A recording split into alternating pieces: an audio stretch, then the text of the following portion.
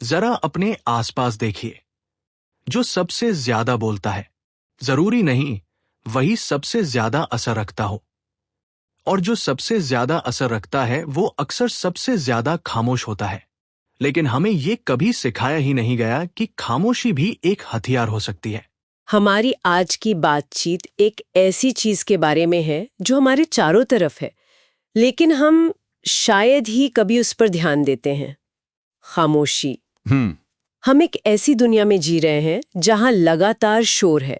Social media की pings, news की headlines, office की मीटिंग्स, हर जगह एक दबाव है कि बोलो, अपनी राय रखो, खुद को साबित करो। हमारे पास जो लेख है वो इसी सोच पर एक बहुत बड़ा सवाल खड़ा करता है। उसकी एक लाइन है, हमने शोर को ताकत और खामोशी को कमजोरी मान लिया है। तो आज हम इसी उल्टी गंगा को, आप कह सकते हैं, सीधा बहाने की कोशिश करेंगे। हम ये समझेंगे कि खामोशी डरपोक होने की निशानी नहीं, बल्कि एक सोची समझी रणनीति और असली ताकत का एक जबरदस्त टूल कैसे हो सकती है। बिल्कुल। और ये टॉपिक आज के ज़माने के लिए बहुत ही रिलेवेंट है। और बात सिर्फ चुप हो जाने की नहीं है। असली गेम तो ये समझने का है कि कब आपका एक शब्द आपकी 10 मिनट की खामोशी पर भारी पड़ सकता है और कब आपकी खामोशी 1000 शब्दों से ज़्यादा पावरफुल हो सकती है। आज हम खामोशी को एक खालीपन की तरह नहीं देखेंगे, बल्कि एक भरे हुए स्पेस की तरह। एक ऐसा स्पेस जो ऑब्जर्वेशन, सेल्फ कंट्रोल और गहरी सोच से, कह सकते हैं, लबालब भरा हो। ठीक है, तो फिर इसे थोड़ा और खोल कर समझते हैं। मेरा पहला सवाल यही है कि हम लोग खामोशी से इतना डरते क्यों हैं? मतलब समाज में इसे कमजोरी या डर से क्यों जोड़ा जाता है?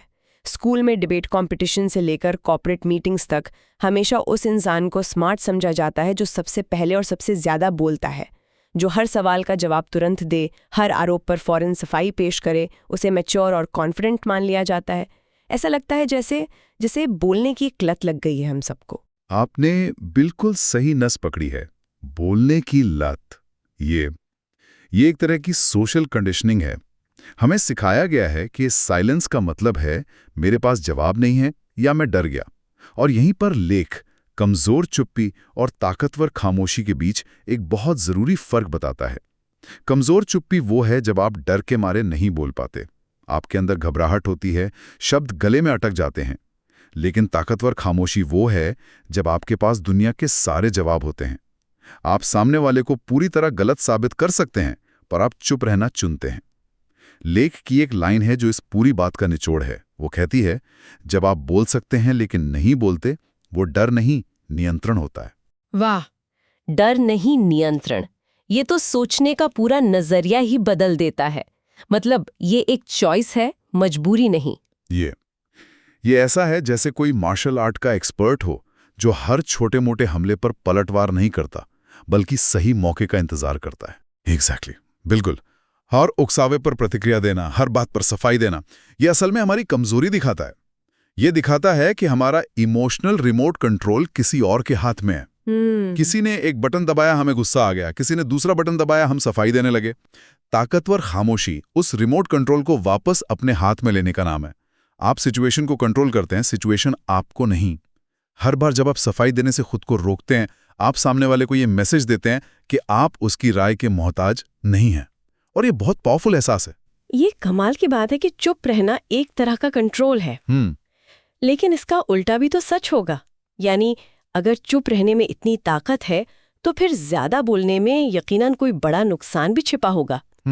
अक्सर कहते हैं ना कि फला इंसान बहुत हल्का है। कहीं इसका ताल्लुक ज्यादा बोलने से तो नहीं? बिल्कुल है।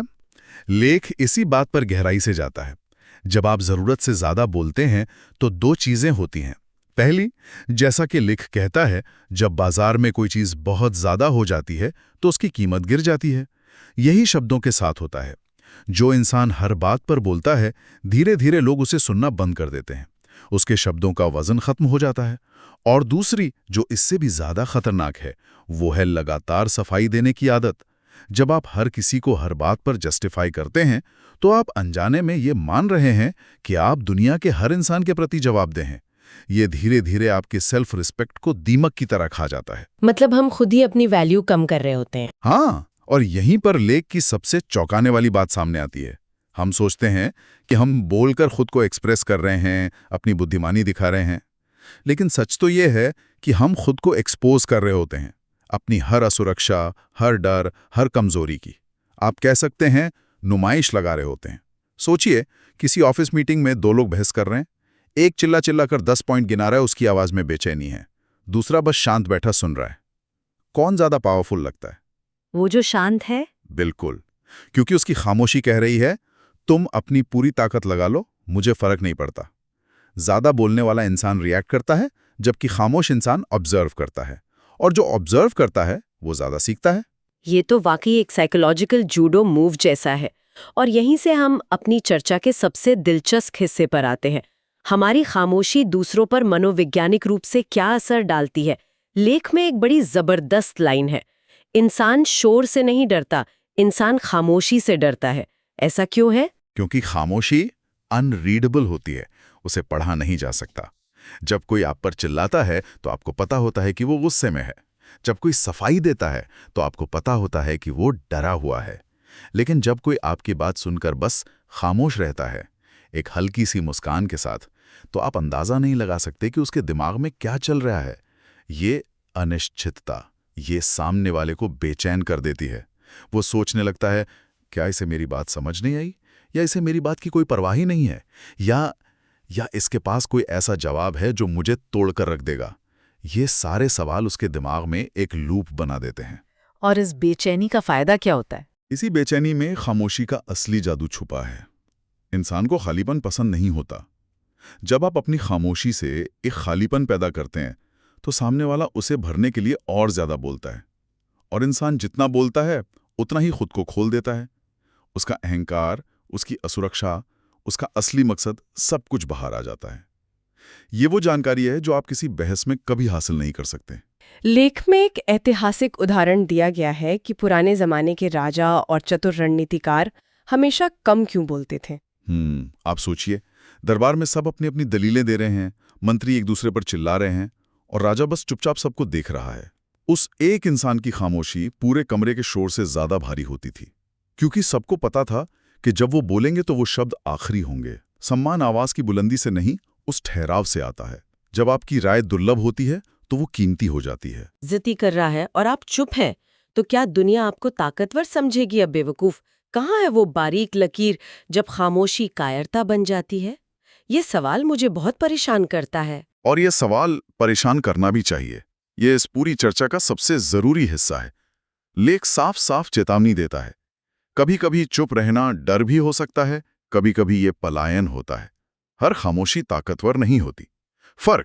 फर्क हमारे अंदर की स्थिति से पता चलता है। अगर आप अंदर से घबराए हुए हैं, बेचैन हैं और डर के मारे चुप हैं, तो ये कमजोर चुप्पी है। लेकिन अगर आप अंदर से शांत हैं, स्थिर हैं और ये सोचकर चुप हैं कि इस बहस में उतरना मेरे स्टैंडर्ड के खिलाफ है, तो ये ताकतवर खामोशी है। तो फिर बोलने का सही समय कब आता है? वो कौन सा मोमेंट है जब चुप रहना एक गलती होगी? बोलना तब जरूरी हो जाता है जब आपकी चुप्पी आपके कोर वैल्यूज को नुकसान पहुंचा रही हो, या जब कोई आपके बाउंड्रीज को लगातार तोड़ रहा हो। अगर कोई आपको बार बार नीचा दिखा रहा है, आपकी काबिलियत पर सवाल उठा रहा है, और आप सिर्फ इसलिए चुप हैं कि माहौल खराब ना हो, तो वो ताकतवर खामोशी नहीं है। लेख के शब्दों में वो सेल्फ बिट्रेयल है, यानी खुद के साथ धोखा। बिल्कुल।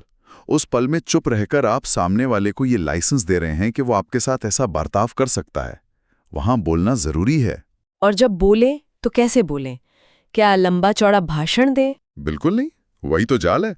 ऐसे मौकों पर बोलने का सबसे असरदार तरीका है कम और सीधे शब्द, बिना किसी बहस या सफाई के। मान लीजिए कोई लगातार आपकी बात काट रहा है, आप उसे लंबा लेक्चर देने के बजाय शांति से उसकी आंखों में देखकर कह सकते हैं, पहले मुझे अपनी बात पूरी करने दीजिए। That's it. कोई सफाई नहीं, कोई गुस्सा नहीं, बस एक शांत और दृढ़ स्टेटमेंट। या अगर कोई आपसे अपमानजनक तरीके से बात कर रहा है, तो आप कह सकते हैं, मैं इस तरह बात करना पसंद नहीं करता। इस तरह के छोटे सधे हुए वाक्य किसी भी लंबे भाषण से ज्यादा असरदार होते हैं, क्योंकि ये आपकी सीमाएं तय करते हैं। ये बहुत ही प्रैक्टिकल सलाह है। तो अब हम उस हिस्से पर आते हैं कि इस आदत को अपनी जिंदगी में उतारा कैसे जाए। मुझे लेख में एक बड़ी कमाल की तकनीक मिली, 3 सेकंड रुकने की कला। सोचकर ही मजा आ जाता है। किसी भी उकसावे पर, किसी भी ताने पर या किसी भी सवाल पर तुरंत जवाब देने की आदत को तोड़ना। बस 3 सेकंड रुकना। ये 3 सेकंड का नियम सुनने में बहुत छोटा लगता है, लेकिन ये गेम चेंजर है, क्योंकि हमारी ज़्यादातर प्रतिक्रियाएं सोची समझी नहीं होती, वो बस आदत होती हैं। किसी ने कुछ कहा और हमारे अंदर का रिएक्शन बटन दब गया। ये 3 सेकंड का पॉज उस ऑटोमेटिक सर्किट को तोड़ देता है। ये आपको सोचने का मौका देता है। उन 3 सेकंड में आप खुद से एक सवाल पूछ सकते हैं जो लेख में सुझाया गया है। क्या मेरा जवाब इस सिचुएशन को बेहतर करेगा या सिर्फ मेरी ईगो को शांत करेगा? और 90% मामलों में जवाब शायद यही होगा कि ये सिर्फ ईगो के लिए है। एग्जैक्टली। और धीरे धीरे आपको एहसास होगा कि ज्यादातर लड़ाइयां लड़ने लायक होती ही नहीं है। इस आदत को और पुख्ता करने के लिए एक और सिद्धांत है जिस पर लेख जोर देता है। कम बोलिए लेकिन गहरा बोलिए। लंबी लंबी सफाइयां देना, हर किसी को अपनी बात कन्विंस करने की कोशिश करना, इस बोझ को उतार फेंकिए। जो आपको समझना चाहते हैं वो आपकी खामोशी भी समझ लेंगे, और जो नहीं समझना चाहते उनके लिए 1000 शब्द भी बेकार हैं। जब आप इस प्रैक्टिस को अपनाते हैं तो लेख के मुताबिक 3 बड़े बदलाव आते हैं। वो क्या है? पहला, लोग आपको हल्के में लेना बंद कर देते हैं। जब आप हर बात पर प्रतिक्रिया नहीं देते तो वे आपकी सीमाओं का सम्मान करना सीखते हैं। उन्हें पता चल जाता है कि इस इंसान को उकसाना आसान नहीं है। दूसरा, आपकी बातों की कीमत बढ़ जाती है, क्योंकि आप कम बोलते हैं, इसलिए जब भी आप बोलते हैं तो लोग ध्यान से सुनते हैं। आपकी राय मैटर करने लगती है। सही। और तीसरा, जो सबसे जरूरी है, आप खुद को ज्यादा स्थिर और नियंत्रण में महसूस करते हैं। बाहर का शोर आपको अंदर से हिला नहीं पाता है।